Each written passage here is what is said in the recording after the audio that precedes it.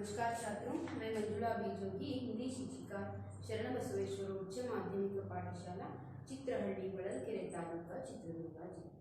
बच्चों, आज हम हिंदी वल्लरी तृतीय भाषा हिंदी 10वीं कक्षा का जो गद्य पाठ यानी निबंध विधा जो है निबंध है कर्नाटक संपदा, इस गद्य पाठ के अगला भाग आगे का भाग है उसको हम आज अध्ययन करेंगे।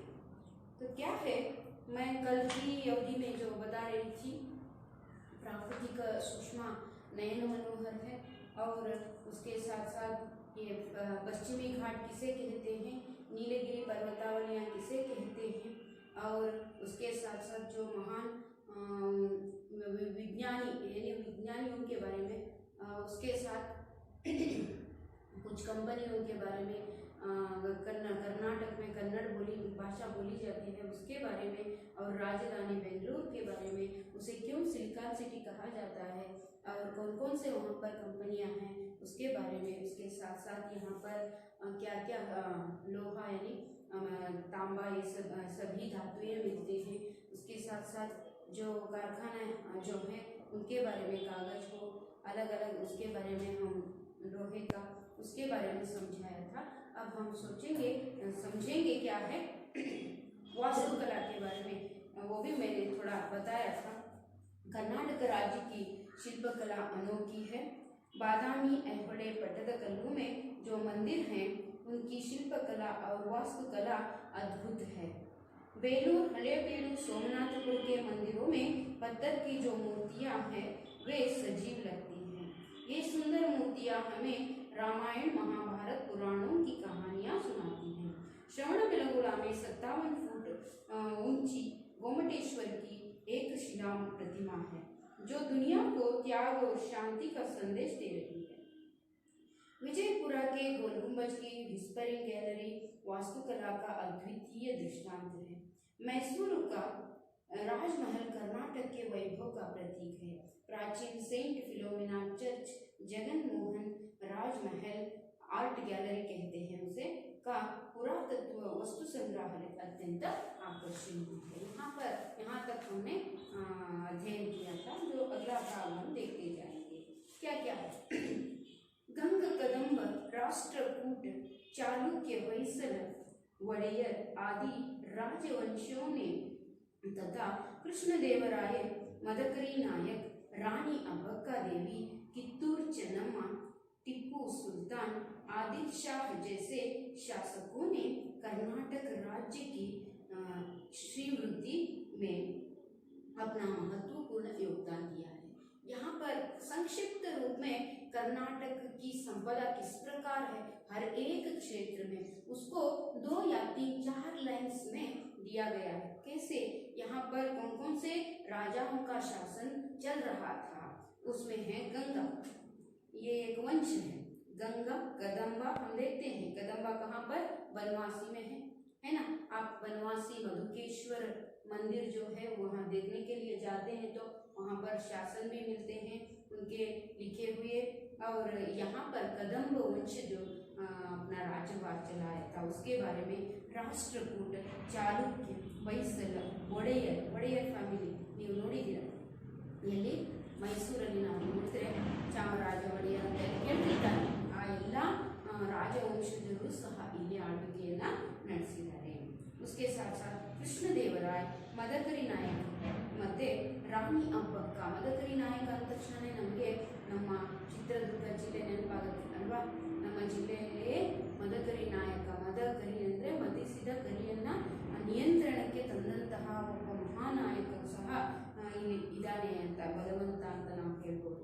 ಅವರು ಸಹ ಇಲ್ಲಿ ತಮ್ಮ ಅಧಿಕಾರವನ್ನು ಆಳ್ವಿಕೆಯನ್ನು ಮಾಡಿದ್ದಾರೆ। ಶಾಸಕೋನೆ ಕರ್ನಾಟಕ ರಾಜ್ಯಕ್ಕೆ ಶ್ರೀವೃದ್ಧಿ, ಈ ಕರ್ನಾಟಕದ ಏಳಿಗೆಗೆ ಇವರು ಸಹಾಯವನ್ನು ಅಥವಾ ಏಳಿಗೆಯಲ್ಲಿ ಸಹಕರಿಸಿದ್ದಾರೆ ಅಂತ ಹೇಳ್ಬೋದು। कर्नाटक के अनेक साहित्यकारों ने सारे संसार में कर्नाटक की कीर्ति फैलाई है। ಅಂದರೆ ಇಲ್ಲಿ ಕರ್ನಾಟಕಕ್ಕೆ ಅನೇಕ ಸಾಹಿತ್ಯಕಾರನೇ ನಾವು ನೋಡ್ತಾ ಹೋಗ್ತೀವಿ. ಕನ್ನಡ ಸಾಹಿತ್ಯ ಎಷ್ಟು ಸಂಪದ್ಭರಿತವಾದ ಸಾಹಿತ್ಯ ಮತ್ತು ಕನ್ನಡ ಭಾಷೆ ಎಷ್ಟು ಪುರಾತನ ಕಾಲದ್ದು, ಯಾವಾಗನಿಂದ ಇತ್ತು ಅನ್ನೋದಕ್ಕೆ ಅದಕ್ಕೆ ತುಂಬ ಹಿಂದಿನ ಇತಿಹಾಸವನ್ನು ನಾವು ನೋಡ್ತೀವಿ. ಅದರಲ್ಲಿ ನಮ್ಮ ಕನ್ನಡ ಭಾಷೆ ಅಷ್ಟು ಸುಂದರವಾದ ಅದ್ಭುತವಾದ ಪದಮಾಲೆಗಳನ್ನು ಜೋಡಿಸುವಂತಹ ಭಾಷೆ ಅಂತ ಹೇಳ್ಬೋದು. ಯಾಕೆ ಅಂತ ಹೇಳಿದ್ರೆ ನಾವು ಕಲಿಕೆಗೆ ಈ ಭಾಷೆ ಕಷ್ಟ ಆಗುತ್ತೆ. ಬಂದಂತಹ ಹೊರ ರಾಜ್ಯದಿಂದ ಆಗಿರ್ಬೋದು, ಹೊರದೇಶದಿಂದ ಬಂದಂತಹ ಜನಗಳಿಗೆ ಇದು ತುಂಬ ಕಷ್ಟದಾಯಕವಾದಂತಹ ಭಾಷೆ. ಅಂತಹ ಭಾಷೆಯನ್ನು ನಾವು ಸುಲಲಿತವಾಗಿ ವೈಭವೋಪೇತವಾಗಿ ಅದನ್ನು ನಾವು ಮಾತನಾಡಬಲ್ಲೆವು ಅನ್ನೋ ಹೆಮ್ಮೆ ನಮ್ಮದಾಗಿರುತ್ತೆ. ಹಾಗಾಗಿ ಯಾರೂ ಸಹ ಈ ಪಾಶ್ಚಾತ್ಯ ಸಂಸ್ಕೃತಿಯನ್ನು ಬಿಟ್ಬಿಡಿ ಅಂತ ನಾವು ಹೇಳಲ್ಲ. ಕೆಲವೊಂದನ್ನು ಎಲ್ಲದೂ ನಮಗೆ ಬೇಕೇ ಬೇಕು. ಯಾಕಂದರೆ ನಮ್ಮ ಭಾರತೀಯ ಸಂಸ್ಕೃತಿ ಹಾಗೇನೆ. ಏನಂತ ಹೇಳಿದ್ರೆ ಇದು ಬೇಡ ಇದು ಬೇಕು, ಕೆಲವೊಂದು ನಮಗೆ ಎಲ್ಲ ಕಡೆಯಿಂದನೂ ಅದನ್ನು ನಾವು ತಗೊಳ್ಳೋಕ್ಕೆ ಇಷ್ಟಪಡ್ತೀವಿ. ಅಂತಹ ಒಳ್ಳೊಳ್ಳೆಯ ಸಂಪ್ರದಾಯಗಳಿದ್ದರೆ, ಕ್ಯಾರೆಕ್ಟರ್ಗಳಿದ್ದರೆ, ಉಪಯೋಗವಾಗುವಂಥವು ಇದ್ದರೆ ನಮ್ಮ ದೇಶಕ್ಕೆ ಅದನ್ನು ಬಳಸಿಕೊಳ್ಳಿ, ತೆಗೆದುಕೊಳ್ಳಿ. ಆದರೆ ಎಲ್ಲವೂ ಸಹ ಪಾಶ್ಚಾತ್ಯದನ್ನೇ ಅನುಸರಿಸಬೇಕು, ಅನುಕರಿಸಬೇಕು ಅಂತ ಏನೂ ಇಲ್ಲ. ಹಾಗಾಗಿ ನಮ್ಮ ಸಂಸ್ಕೃತಿ ಯಾವತ್ತೂ ಯಾವ ಸಂಸ್ಕೃತಿಗೂ ಸಹ ಕಡಿಮೆ ಇಲ್ಲದೇ ಇರುವಂಥ ಸಂಸ್ಕೃತಿ. ಹಲವು ಭಾಷೆಗಳ, ಹಲವು ಸಂಪ್ರದಾಯಗಳ, ಪರಂಪರೆಗಳನ್ನು ಒಳಗೊಂಡು ಬಂದಿರುವಂಥದ್ದು.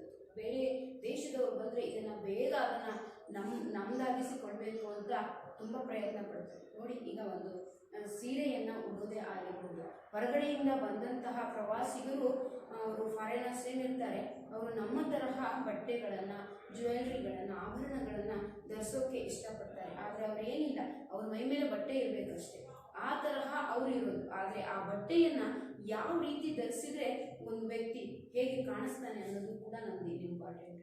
ಅಷ್ಟು ಒಂದು ಮೂರ್ತಿಯನ್ನು ಸಹ ನಾವು ಕೆತ್ತನೆ ಮಾಡ್ತೀವಿ. ಹೇಗೋ ಹಾಗೋ ಕೆತ್ತನೆ ಮಾಡಿದರೆ ಅದನ್ನು ಶಿಲ್ಪ ಅಂತ ಹೇಳಿ ಕರೆಯೋಕ್ಕೆ ಸಾಧ್ಯ ಇಲ್ಲ. ಅದನ್ನು ಸುಂದರವಾದ ರೀತಿಯಲ್ಲಿ ಕೆತ್ತನೆ ಮಾಡಿ ಅದಕ್ಕೆ ಒಂದು ಜೀವ ಕೊಡುವಂತಹ ಶಕ್ತಿಯನ್ನು ತುಂಬುವಂಥ ಒಂದು ಕಲೆ ನಮ್ಮ ಇದರಲ್ಲಿತ್ತು. ಹಾಗಾಗಿ ಎಲ್ಲೇ ನೀವು ಕರ್ನಾಟಕದಲ್ಲಿ ವಾಸ್ತುಕಲೆಯ ಬಗ್ಗೆ ನೋಡಕ್ಕೆ ಹೋಗ್ತೀರಿ ಅಂತ ಹೇಳಿದ್ರೆ ಅವು ಜೀವಂತ ಸಜೀವವಾಗಿರುವಂತಹ, ಜೀವ ಇರುವಂತಹ ಮೂರ್ತಿಗಳೇನು ಅನ್ನೋ ಒಂದು ಮಟ್ಟಕ್ಕೆ ನಾವು ನೋಡ್ತೀವಿ. ಎಲ್ಲ ಕಡೆಗೂ ಇದೆ. ಆದರೆ ಅದರಲ್ಲೂ ಸಹ ಕುಶಲತೆಯನ್ನು ಒಳಗೊಂಡಿರುವಂಥದ್ದು, ಜಾಣತನ, ಹೆಚ್ಚು ಜಾಣ್ಮೆಯನ್ನು ಬಳಸಿ ಮಾಡಿರುವಂಥ ಪ್ರತಿಯೊಂದು ಕೆಲಸ ಆಗಿರ್ಬೋದು, ಅದರಲ್ಲಿ ಕೇವಲ ಕೆಲಸ ಆಗಬಾರ್ದು, ಅದು ಜಾಣತನದ ಕೆಲಸ ಆಗಿರಬೇಕು. ಅಂತಹ ಕೆಲಸ ಮಾಡೋದು ನಮ್ಮ ಕರ್ನಾಟಕ ರಾಜ್ಯದಲ್ಲಿ ತುಂಬ ನಮಗೆ ಹೆಮ್ಮೆ ಅಂತ ಅನಿಸುತ್ತೆ. ಹಾಗಾಗಿ ಎಲ್ಲರೂ ಅದನ್ನು ಅನುಸರಿಸಕ್ಕೆ ನೋಡ್ತಾರೆ. ನೋಡಿ, ನಾವು ಈಗ ನಮ್ಮ ದೇಶದ್ದೇ ಬಂದು ಅವರು ಆ ಸೀರೆಗಳನ್ನು ಉಡುವಾಗ ಹೇಗೆಗೋ ಉಡ್ತಾರೆ, ಆದರೆ ಉಡುವಂತಹ ರೀತಿಯಲ್ಲಿ ಅದನ್ನು ಉಟ್ಟರೆ ಆ ಒಂದು ಸ್ತ್ರೀಗೆ ಕೈ ಎತ್ತಿ ಮುಗಿಬೇಕು ಅಂತ ಅನಿಸುತ್ತೆ. ಹಾಗೆಯೇ ಅದೇ ಪಾಶ್ಚಾತ್ಯ ಉಡುಗೆಗಳನ್ನು ಹಾಕ್ಕೊಂಡಾಗ ನಮಗೆ ಆ ಒಂದು ಭಾವನೆ ಅಷ್ಟು ಬೇಗ ಬರೋದಕ್ಕೆ ಸಾಧ್ಯ ಇಲ್ಲ. ಕೇವಲ ಮೈ ಮುಚ್ಚುವಿಕೆಗಾಗಿ ಹಾಕುವುದೇ ಹೊರತು ಒಂದು ಸ್ತ್ರೀಗೆ ಗೌರವ ಕೊಡಬೇಕು ಅಂದಾಗ, ಕೈ ಎತ್ತಿ ಮುಗಿಯುವಂತೆ ಅನಿಸ್ಬೇಕು ಮನಸ್ಸಲ್ಲಿ ಅಂದಾಗ ನಮ್ಮ ಬಟ್ಟೆಯ ಒಂದು ಇದು ಕೂಡ ಅದೇ ಥರ ಇದೆ. ಹಾಗಾಗಿ ನಮ್ಮ ಭಾರತೀಯ ಸಂಸ್ಕೃತಿ ಅಂಥದ್ದು, ಅದರಲ್ಲೂ ನಮ್ಮ ಕರ್ನಾಟಕದ ಸಂಸ್ಕೃತಿ ಇನ್ನೂ ಹೆಚ್ಚಿನ ಮಹತ್ವವನ್ನು ಪಡೆದಿದೆ ಅಂತ ಹೇಳೋದಕ್ಕೆ ನಮ್ಗೆ ಹೆಮ್ಮೆ ಅನಿಸುತ್ತೆ ಅಲ್ವಾ. ಹಾಗೆಯೇ ನಾವು ಮುಂದೆ ನೋಡೋದಾದರೆ ಇಲ್ಲಿ ಯಾವ ರೀತಿ ಸಾಹಿತ್ಯಕಾರರು ಕನ್ನಡ ಭಾಷೆಯನ್ನು ಸಂಪದ್ಭರಿತವಾಗಿ ಮಾಡಿ ತೋರಿಸಿದ್ದಾರೆ ಅಂತ ಹೇಳೋದಕ್ಕೆ ನಾವು ಹೊರಟ್ರೆ, ವಚನಕಾರ ಬಸವಣ್ಣನಿಂದ ನಾವು ತಗೊಳ್ಳೋಣ. क्रांतिकारी समाज सुधारकरागिद्ದರು. तम साहित्यದಿಂದ उनके साहित्य से समाज को एक सही दायरे पर, रास्ते पर ले जाने का कार्य साहित्य से भी होता था। इस प्रकार बसवण्णा जी जो अलग अलग धर्म संप्रदाय के लोगों को कायक के साथ जुड़कर उसी में भगवान को देखने का संदेश दिया है, उसको हम यहाँ पर याद कर सकते हैं। अक्का महादेवी वे भी वही है। ये इन्होंने भी क्या किया, ಚೆನ್ನಮಲ್ಲಿಕಾರ್ಜುನನೇ ನನ್ನ ಗಂಡ ಅಂತ, ದೇವರನ್ನೇ ನನ್ನ ಗಂಡ ಅಂತ ಹೇಳೋದು ಯಾಕೆ ಅಂದರೆ ಅಲ್ಲಿ ಭಕ್ತಿಯ ಭಾವನೆ ಇದೆಯೇ ಹೊರತು ಬೇರೆ ಯಾವುದೂ ಇಲ್ಲ. ಅದೊಂದೇ ಶಾಶ್ವತ, ಉಳಿದಿದ್ದೆಲ್ಲ ಮಿಥ್ಯ ಅನ್ನುವ ರೀತಿಯಲ್ಲಿ ನಮ್ಮ ವಚನ ಸಾಹಿತ್ಯದಲ್ಲಿ ಹಾಡಿಕೊಳ್ಳುತ್ತಾರೆ ದೇವರನ್ನು. उसके बाद ಅಲ್ಲಮ ಪ್ರಭು को भी हम देखते हैं, ವಚನ ಸಾಹಿತ್ಯದಲ್ಲಿ ಇವರೆಲ್ಲ ವಚನಕಾರರಲ್ಲಿ ಬರ್ತಾರೆ. सर्वज्ञ ನೀವು ಕೇಳ್ತೀರಾ, सर्व प्लस अज्ञ, अज्ञ यानी जानना, सर्व यानी सभी को जाने, जाना व्यक्ति, यानी सभी को ಪಹಚಾನ ಹುವ ವ್ಯಕ್ತಿ ಸರ್ವ ಅಜ್ಞ ತಿಳಿದವನು ಎಲ್ಲವನ್ನ ತಿಳ್ಕೊಂಡವನು ನಾವು ಹೇಳ್ತೀವಿ ಸರ್ವಜ್ಞನೆಂಬುವನು ಗರ್ವದಿಂದ ಆದವನೇ ಸರ್ವರೊಳ ಒಂದೊಂದು ನುಡಿ ಕಲಿತು ವಿದ್ಯೆಯ ಪರ್ವತವೇ ಆದ ಸರ್ವಜ್ಞ ಅಂತ. ಸರ್ವಜ್ಞ ಅನ್ನೋನು ನಮ್ಮ ಈ ಕರ್ನಾಟಕದಲ್ಲಿರುವಂತಹ ಪ್ರತಿಯೊಂದು ವಸ್ತುವಿನಿಂದ ವ್ಯಕ್ತಿಯಿಂದ ಪ್ರತಿಯೊಂದು ಜೀವಿಯಿಂದ ಸರ್ವರೊಳಗೆ ಒಂದೊಂದು ನುಡಿಯನ್ನು ಒಬ್ಬೊಬ್ಬರಿಂದ ಒಂದೊಂದನ್ನ ತೆಗೆದುಕೊಂಡು ಒಳ್ಳೆಯದನ್ನ ತೆಗೆದುಕೊಂಡು ಕಲಿತು ಸರ್ವಜ್ಞ ಆದಂತೆ ಅಲ್ವಾ. ಅಂತಹ ಒಂದು ಸಂಸ್ಕೃತಿ ಪರಿಸ್ಥಿತಿ ಈ ನಮ್ಮ ರಾಜ್ಯದಲ್ಲಿ ಇದೆ ಅಂತ ಹೇಳೋದಕ್ಕೆ ಖುಷಿ ಅನಿಸುತ್ತೆ. उसके बाद ನೀವು ನೋಡಿದ್ರೆ ಸರ್ವಜ್ಞನ ವಚನಗಳನ್ನು ಸಹ ನೀವು ಕೇಳಿದ್ದೀರಿ. उसके बाद अनमोल वचनों द्वारा प्रेम दया और धर्म की सीख दी है. ಇದರಲ್ಲಿ ದಯೆ ಅನುಕಂಪ प्रीति विश्वास ಹೊಂದಿಕೊಂಡು ಹೋಗುವ ಗುಣ है ना. सभी मिलजुल कर रहना है, दूसरों के प्रति दया का भाव रहना है और जो भेदभाव नहीं होना है. इस प्रकार की जो नीति धर्म को अपने साहित्य में जोड़कर लिखने वाले ये सभी साहित्यकार वचनकार हैं. उसके बाद दास साहित्य के बारे में हम देखते हैं तो ಪುರಂದರದಾಸ ದಾಸರೊಳಗೆ ದಾಸರು ಅಂತ ನಾವು ಕರಿತೀವಿ. ಕನಕದಾಸರನ್ನ ನಾವು ನೋಡ್ತೀವಿ. आदि भक्त कवियों ने भक्ति नीति सदाचार के गीत गाए हैं. ಇವರು ಸಹ ಸದಾ ಆಚಾರ ಒಳ್ಳೆಯ ನಡೆನುಡಿ ನೀತಿಗಳನ್ನು ಕಲಿಸುವಂತಹ ದಾಸ ಸಾಹಿತ್ಯವನ್ನು ನಾವು ನೋಡ್ತೀವಿ. ದಾಸನಾಗು ಅಂತ ಹೇಳಿ ನಾವು ಹಾಡನ್ನು ಕೇಳಿದ್ದೀವಿ. ದಾಸನಾಗು ವಿಶೇಷನಾಗು ಅಂತ ನೀವು ಕೇಳಿದ್ದೀವಿ. ಆ ತರಹದ ಎಲ್ಲ ದಾಸ ಸಾಹಿತ್ಯವನ್ನು ನಾವು ನೋಡಿದ್ದೇವೆ. उसके साथ साथ ಪಂಪ ರನ್ನ ಇವೆಲ್ಲ ಹಳೆಗನ್ನಡದ ಕವಿಗಳನ್ನು ನಾವು ಇಲ್ಲಿ ನೆನಪು ಮಾಡ್ಕೊಳ್ತೀವಿ. ಪಂಪ ಇಲ್ಲದೆ ರನ್ನ ಪೊನ್ನ ಕುಮಾರವ್ಯಾಸ उसके बाद हरिहर राघवांक आदि ने महान काव्यों की रचना की है. ಎಲ್ಲ ಹಳೆಗನ್ನಡದ ಮಹಾನ್ ರತ್ನಗಳು ಅಂತ ನಾವು ರನ್ನ ಪೊನ್ನ ಜನ್ನ ಇವರನ್ನ ತ್ರಿರತ್ನಗಳು ಅಂತ ಹೇಳಿ ಕರಿತೀವಿ. ಇವರೆಲ್ಲರೂ ಸಹ ಕನ್ನಡದಲ್ಲಿ ಮಹಾಕಾವ್ಯಗಳನ್ನು ಗ್ರಂಥಗಳನ್ನು ಬರೆದು ಕೊಟ್ಟಿದ್ದಾರೆ. ಸಾಹಿತ್ಯವನ್ನು ಶ್ರೀಮಂತಗೊಳಿಸಿದ್ದಾರೆ. ಯಾವ ಸಾಹಿತ್ಯವನ್ನು हमारे कन्नड़ साहित्य को बहुत अमीर बनाया गया है. रचना कर कन्नड़ साहित्य को समृद्ध बनाया है. ಇವರು ಸಹ ತಮ್ಮ ಸಾಹಿತ್ಯದ ದೃಷ್ಟಿಯಿಂದಲೂ ನಾವು ನೋಡಬೇಕಂತ ಹೇಳಿದ್ರೆ ಕರ್ನಾಟಕ ಅದ್ಭುತ ಸಾಹಿತ್ಯವನ್ನು ಕೊಟ್ಟಿದೆ. ಪ್ರತಿಯೊಂದು ರೀತಿಯಲ್ಲಿ ನಾವು ನೋಡ್ತಾ ಹೋಗೋದಾದರೆ ಪ್ರಕೃತಿ ಆಗಿರ್ಬೋದು ಅಥವಾ ಸಾಹಿತ್ಯ ಆಗಿರ್ಬೋದು, ज्ञान विज्ञान के क्षेत्र में हर एक में हम इसको देख सकते हैं. उसके साथ साथ हम देखेंगे आगे का जो भाग. यहाँ पर कुछ चित्र दिए गए हैं, तस्वीर दिए गए हैं क्योंकि जो हमारे ज्ञानपीठ पुरस्कृत कन्नड़ जो कवि हैं उनका साहित्यकार हैं उनके बारे में. दरा बेंद्रे, उसके बाद कुवेंपु, दरा बेंद्रे, शिवराम कारंत, मास्ती वेंकटेश अयंगार है ना. उसके बाद यू आर अनंत मूर्ति. उसके बाद एक कौन है चंद्रशेखर कंबार, गिरीश कार्नाड. इनके बारे में सभी यहाँ पर चित्र दिया गया है. देख लीजिए, आपको मालूम है फिर भी और एक बार इनको गौर से देखिए. उसके साथ आधुनिक काल के साहित्यकार हैं. अब हम ये दास साहित्य को देखा, उसके साथ वचन साहित्य को देखा, उसके साथ कन्नड़ के पुराने कन्नड़ के कवियों के बारे में हमने देखा. अब देखेंगे आधुनिक कवि कौन कौन है उसके बारे में यहाँ पर दिया गया है. कुवेंपु, दरा बेंद्रे, शिवराम कारंत, मास्ती वेंकटेश अयंगार, वीकृ गोकाक, यू आर अनंत मूर्ति, गिरीश कार्नाड और चंद्रशेखर कंबार ज्ञानपीठ पुरस्कार से अलंकृत हैं. ನಮ್ಮ ಕನ್ನಡ ಸಾಹಿತ್ಯದಲ್ಲಿ ತುಂಬ ಹೆಚ್ಚು ಜನರು ಅತಿ ಹೆಚ್ಚು ಜನರು ಈ ಜ್ಞಾನಪೀಠ ಪುರಸ್ಕಾರವನ್ನು ಪಡ್ಕೊಂಡಿದ್ದಾರೆ. ಅವರಲ್ಲಿ ಇವೆಲ್ಲರ ಹೆಸರನ್ನು ನೀವು ನೆನಪಿಟ್ಕೊಳ್ಳಬೇಕು. ಅವ್ರ ಬಗ್ಗೆ ಸ್ವಲ್ಪ ನಾವು ತಿಳ್ಕೊಂಡಿರಬೇಕು. उसके साथ अनंत मूर्ति गिरीश हो गया. तो यह कन्नड़ भाषा संस्कृति तथा कर्नाटक के लिए गौरव का विषय है कि नहीं. हम देखते हैं बच्चों कर्नाटक में कन्नड़ भाषा बोली जाती है. उसके साथ साथ साहित्य भी हम देखते हैं. तो ಪ್ರತಿಯೊಂದು ಸಹ ಎಲ್ಲಾದರೂ ಇರು ಎಂತಾದರೂ ಇರು ಎಂದೆಂದಿಗೂ ನೀ ಕನ್ನಡವಾಗಿರು, ಕನ್ನಡವೇ ಸತ್ಯ, ಕನ್ನಡವೇ ನಿತ್ಯ ಅನ್ನುವಂತಹ ಪ್ರತಿಯೊಂದು ನೀವು ಭಾವಗೀತೆಯ ಭಾವಲಹರಿಗಳ ಸಾಲುಗಳನ್ನು ನೀವು ನೋಡ್ತಾ ಹೋದ್ರು ಅಷ್ಟೇ. ನನ್ನೊಳಗೆ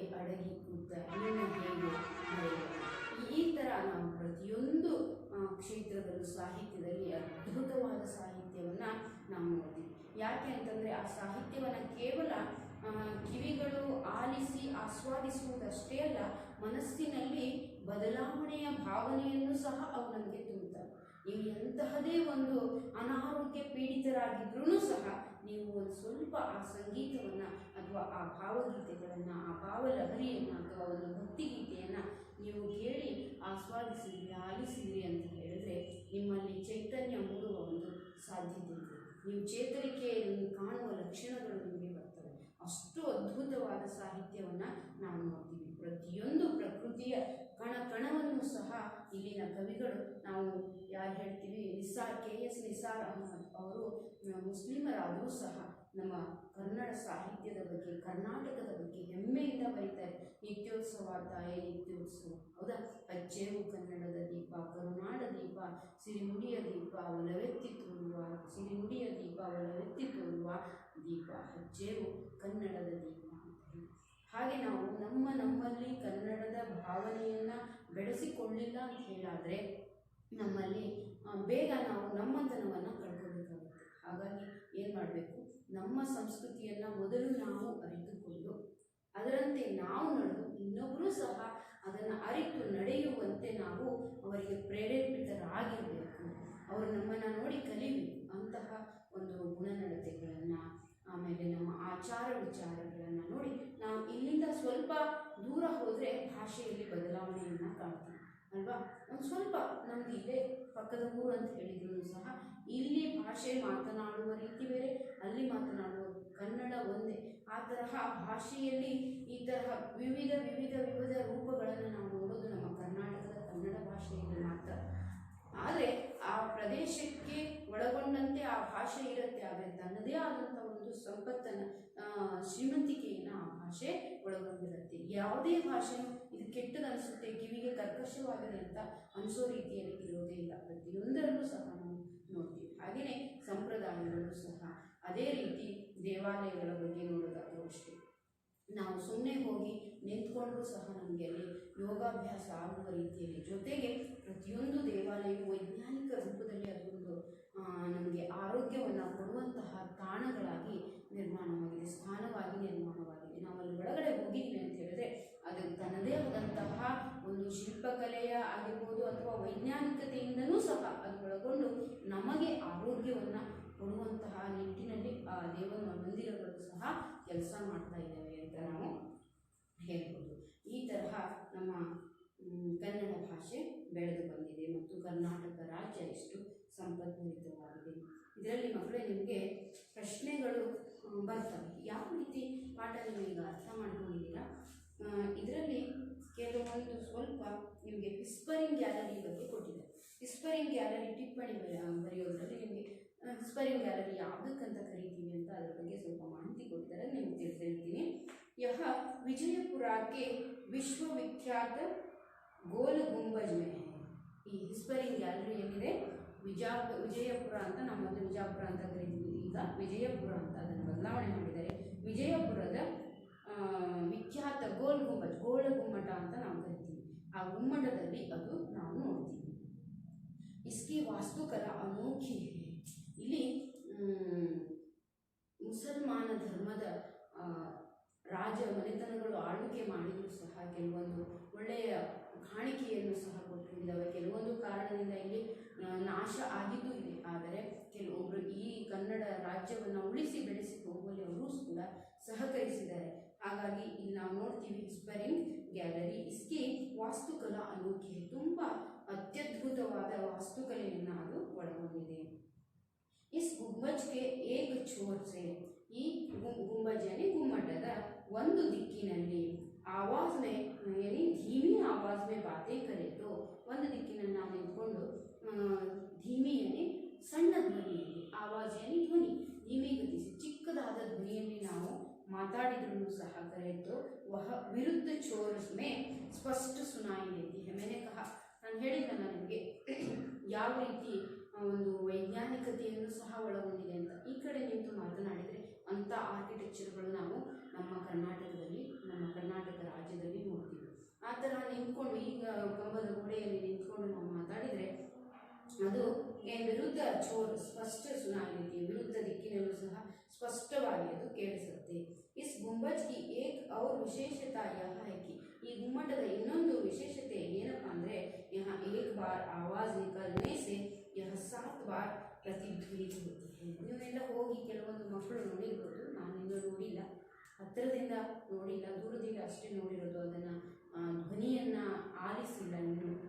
ಸಂದರ್ಭ ಬಂದಾಗ ಹೋಗಿ ನಾನು ಕೂಡ ನೋಡಲಿಕ್ಕೆ ಇಷ್ಟಪಡ್ತೀನಿ. ಏನಂತ ಹೇಳಿದ್ರೆ, ಒಂದು ಕಡೆ ನಿಂತ್ಕೊಂಡು ಕೂಗಿದ್ರೆ ಅದು ಕೇಳುವಂಥ ಧ್ವನಿ 7 ಬಾರಿ ಕೇಳಿಸುತ್ತಂತೆ. ಯಾವ ರೀತಿಯಲ್ಲಿ ಆ ಅದ್ಭುತವಾದ ವಾಸ್ತುಕಲೆಯನ್ನು ಬಳಸಿ ಅದನ್ನು ಕಟ್ಟಿರ್ಬೋದು ಅಂತ ನಮಗೆ ಆಶ್ಚರ್ಯ ಅನಿಸುತ್ತೆ ಅಲ್ವಾ. ಆ ತರಹದ ನೀವು ಹೋಗಿ ಕೆಲವೊಂದು ಮಕ್ಕಳು ಮಾತಾಡಿ ಅದನ್ನು ಕೇಳಿಸ್ಕೊಂಡು ಧ್ವನಿಯನ್ನು ತೋರಿಸಿ 7 ಸಾರಿ ಕೇಳಿರ್ಬೋದು ಪ್ರತಿಧ್ವನಿ ಆಗೋದನ್ನು. ಎಷ್ಟು ಸಾರಿ ಆಗುತ್ತೆ? 7 ಸಾರಿ ಪ್ರತಿಧ್ವನಿಸುತ್ತಂತೆ. ಎಷ್ಟು ಸುಂದರವಾಗಿರ್ಬೋದು ಕೇಳೋದಕ್ಕೆ, ಎಷ್ಟು ಶಾಂತತೆ ಇರ್ಬೋದು ಅಲ್ಲಿ. ಒಂದು ಸಾರಿ ಕೇಳಿದರೆ ಅದರ ರವ ನಿಶಬ್ದ ಧ್ವನಿ ಯಾವ ರೀತಿ ಅಲೆಯಾಗಿ 7 ಸಾರಿ ಕೇಳಿಬರುತ್ತೆ. ಆ ತರಹ ಎಲ್ಲ ಹೊಸ ಒಂದು ಇದನ್ನು ಆ ಹಳೆಯ ಕಾಲದಲ್ಲಿ ಅದನ್ನು ಬಳಸಿ ಮಾಡಿದ್ರು ಅನ್ನೋದಕ್ಕೆ ನಮಗೆ ಹೆಮ್ಮೆ ಅನಿಸುತ್ತೆ. ಅಂತಹ ಪ್ರತಿಯೊಂದು ರೀತಿಯ ಇಂಥದ್ದು ಇಲ್ಲ. ऐसा जो है नहीं हमारे कर्नाटक में ये नहीं है, क्योंकि हर एक दृष्टि से, प्रदेश से और वास्तु से, मंदिरों से, नदियों से हम देखते जाते हैं तो या महान विभूतियों से, साहित्यकार हो या ज्ञानी विज्ञानी हो, हर एक हमारे कर्नाटक में बहुत विपुल मात्रा में मिलते जाते हैं. वैसे ही हम देखते हैं ये चंदन का पेड़, ಹೌದಾ, ಶ್ರೀಗಂಧದ ಮರ ಅಂತ ಹೇಳ್ತೀವಿ. ಎಲ್ಲ ಕಡೆಗೆ ಇದು ನಮಗೆ ಸಿಗೋದಿಲ್ಲ, ಸಿಕ್ಕರೂ ಕೂಡ ಅಷ್ಟು ಬೆಲೆ ಬಾಳುವಂತಹ जो पेड़ है चंदन, वह हमारे कर्नाटक में ही विपुल मात्रा में मिलता है. इसीलिए चंदन का आकार हंगे सुಮ್ಮನೆ ಕರೆಯೋಕ್ಕಾಗಲ್ಲ. ಗಂಧದ ಗುಡಿ ಅಂತ ಕರೆಸ್ಕೋಬೇಕು ಈ ಕನ್ನಡ ನಾಡು ಅಂತ ಹೇಳಿದ್ರೆ ಅದಕ್ಕೆ ತನ್ನದೇ ಆದಂಥ ಅಷ್ಟು ವೈಶಿಷ್ಟ್ಯ ಇದ್ದರೆ ಮಾತ್ರ ಅದನ್ನು ಕರೆಯೋದಕ್ಕೆ ಸಾಧ್ಯ ಅಂತ ಹೇಳ್ಬೋದು. ಈ ತರಹ ಇರುವಂತಹ ಹೆಮ್ಮೆಯ ನಾಡು ನಮ್ಮ ಕರ್ನಾಟಕ. ನೀವು ಇಷ್ಟು ನಾನು ಸಂಕ್ಷಿಪ್ತವಾಗಿ ಹೇಳ್ತಾ ಹೋಗಿದ್ದೀನಿ ಮಕ್ಕಳೇ.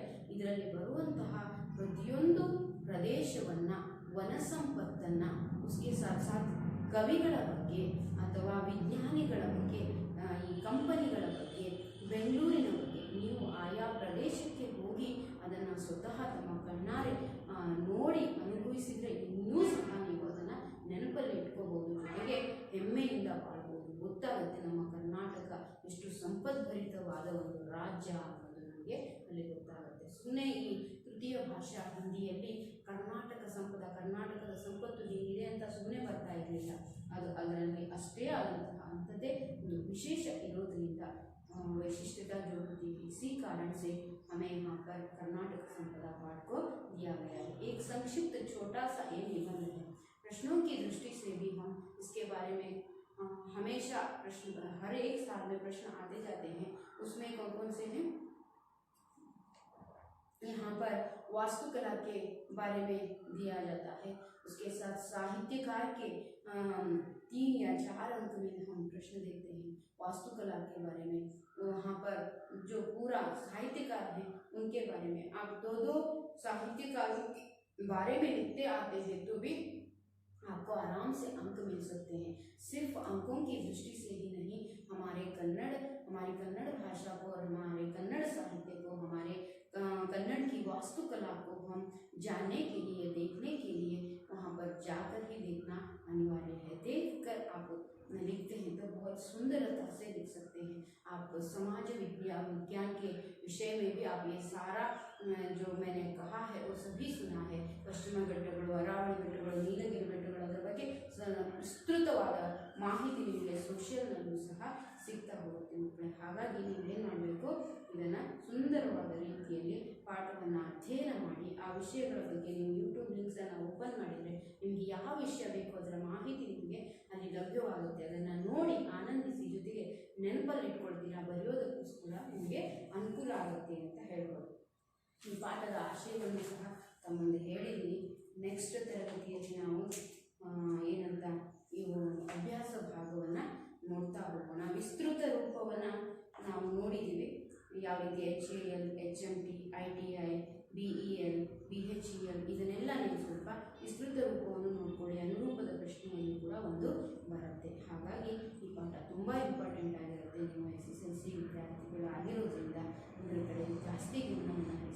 ಸರಳವಾದ ರೀತಿಯಲ್ಲಿ ಅರ್ಥ ಮಾಡಿಕೊಂಡು